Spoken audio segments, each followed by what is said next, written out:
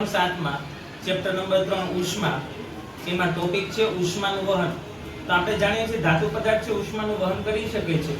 તો કેટલા પ્રમાણમાં ઉષ્માનું વહન અને કઈ રીતે ઉષ્માનું વહન થાય છે ચાલો જાણીએ પ્રવૃત્તિ દ્વારા।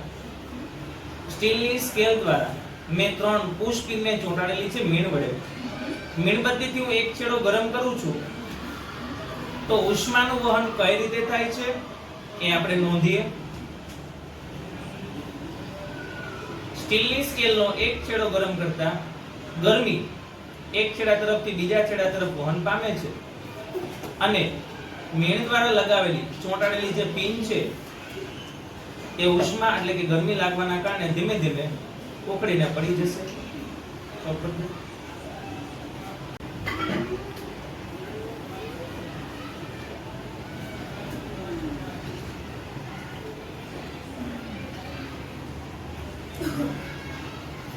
જોઈ શકો છો કે પિન સ્ટીલની સ્કેલ ગરમ થવાથી મીણ ઓગળી ગયું અને પિન છે ત્યાંથી છૂટી ગઈ। જોઈએ ઉષ્માનું વહન હજુ કેટલા આગળ સુધી થઈ શકે। બીજી પિનની સ્થિતિ જોઈએ।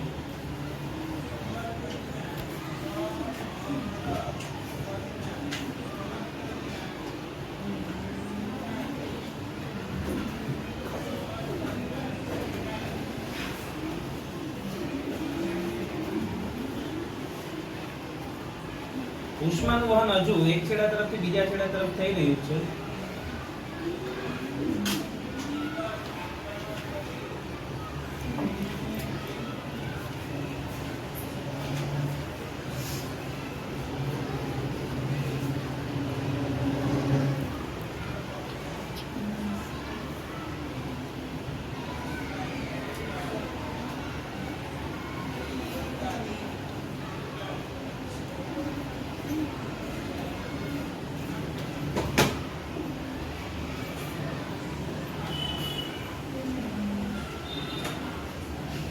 આપ જોઈ શકો છો બીજી પિનમાં